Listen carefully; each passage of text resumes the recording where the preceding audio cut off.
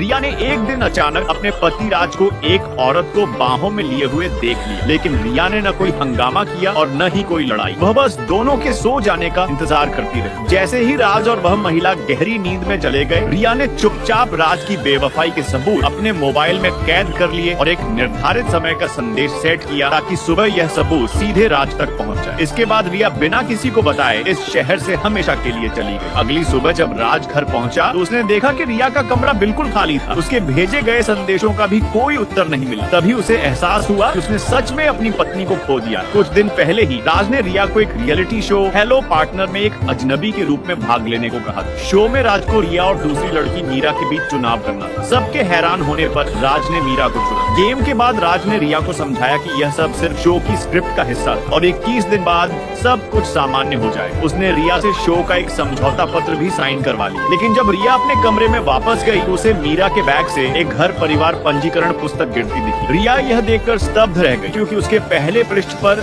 राज का नाम था और दूसरे पृष्ठ पर पत्नी मीरा लिखा था। सबसे बड़ा सदमा तब लगा जब रिया ने देखा कि राज और मीरा की एक 4 साल की बेटी भी है। तभी रिया को समझ आया कि राज का शो की स्क्रिप्ट वाला बहाना सिर्फ मीरा और उसकी बेटी को अपने साथ रखने का बहाना था, और जो समझौता उसने रिया से साइन करवाया वह तो छिपा हुआ तलाकनामा था। रिया को समझ आ गया कि वह राज की सावधानी से रची गई एक बड़ी चाल में फंस गई है। दुखी मन से रिया कमरे से बाहर निकल ही रही थी कि उसने राज के दोस्तों को बातें करते सुन ली। दोस्त पूछ रहे थे, तुम्हें डर नहीं लगता कि रिया को सब पता चल जाएगा? राज ने सख्त लहजे में कहा, बिल्कुल कुछ मत कहना। पर राज को क्या पता था कि रिया पहले ही सब जान चुकी। रिया ने तुरंत अपनी सहायक को फोन किया और कहा कि 20 दिनों के भीतर सभी कागजात तैयार कर दो। 20 दिन बाद वह राज की जिंदगी से हमेशा के लिए गायब हो जाएगी। शो का पहला खेल शुरू हुआ। रिया की आंखों पर पट्टी बांधकर उसे मंच पर खड़ा कर दिया गया। खेल का नाम था ब्लाइंड बॉक्स लव, जिसमें यदि प्रतिभागी को अपना प्रेमी मिले तो उसे गले लगाकर पहचानना होता था। राज की बारी आई। राज ने बड़े प्यार से मीरा के गालों को छुआ और आत्मविश्वास से घोषित किया, मीरा ही मेरी साथी है। यह देख रिया का धैर्य टूट गया और वह राज से बात करने आगे बढ़ी, लेकिन मीरा ने उसे जोर से धक्का दे दिया। रिया सीधे उस मेज पर गिर गई जहाँ कांच के ऊंचे ग्लास रखे थे। उसका पूरा शरीर कांच के टुकड़ों से घायल हो गया और वह तुरंत बेहोश हो गई। होश आने पर रिया के सामने राज नहीं बल्कि मीरा खड़ी थी। मीरा ने एक रिमोट उसके हाथ में देते हुए उकसाया, सीसीटीवी का फुटेज देखना चाहोगी? काफी दिलचस्प है। मीरा के जाते ही रिया ने मॉनिटर ऑन किया और सब देखकर राज के लिए उसका दिल पूरी तरह ठंडा पड़ गया। उसने फैसला किया कि अब वह राज के लिए एक भी आंसू नहीं बहाएगी। कुछ दिन बाद एक डिजाइन आधारित रियल शो का खेल रखा गया। मीरा चाहती थी कि राज सबके सामने साबित करे कि वह सिर्फ उसी से प्रेम करता है और इस मौके का उपयोग कर वह रिया को शो से बाहर करना चाहती थी। खेल शुरू होते ही मीरा ने रिया पर बंदूक तान दी। तभी रिया को पता चला कि उसके हथियार में छेड़छाड़ की गई है। मीरा ने रिया के हाथ में गोली मार दी और फिर स्वयं अपनी टांग पर भी गोली चलाकर बेचारी बनकर जमीन पर गिर गई। राज ने बिना सोचे रिया को ही दोषी मान लिया और मीरा को गले लगाकर वहाँ से चला गया। उसे मीरा के चेहरे की घमंडी मुस्कान तक दिखाई नहीं दी। अस्पताल में होश आने पर रिया ने देखा कि उसका पूरा हाथ पट्टियों में लिपटा। रिया ने पूछा, मैं तो केवल बाजू से घायल थी, पूरा हाथ कैसे बन गया? राज ने ठंडे स्वर में कहा, डॉक्टर ने तुम्हारी त्वचा मीरा को प्रत्यारोपित की, तुमने उसे चोट पहुंचाई तो इसे उसकी तरफ से माफी समझ लो। फिर वह मीरा को देखने दौड़ पड़ा। रिया का दिल इस पल पूरी तरह टूट चुका था। आखिरकार शो पूरा हुआ। रिया ने अपना सामान उठाया और अपनी अंगूठी मेज पर रख दी। जाते हुए उसने राज और मीरा की हंसी की आवाज सुनी और चुपचाप एक कोने में छिप गई। अब उन दोनों को देखकर उसके मन में कोई दर्द नहीं। रात को दोनों के सो जाने के बाद रिया उनके कमरे में आई और राज की बेवफाई के ताजा सबूत भी ले लिए और एक तय समय वाला संदेश सेट कर दिया। उसके बाद उसने राज को ब्लॉक कर दिया और हमेशा के लिए उसकी जिंदगी से चली गई। अगले दिन राज खुश था कि शो में मीरा से किए वादे पूरे करके वह फिर रिया के साथ अपनी जिंदगी पटरी पर ला पाए। लेकिन जब उसने रिया को संदेश भेजा तो कोई उत्तर नहीं मिला। सभी संदेश बिना पढ़े पड़े।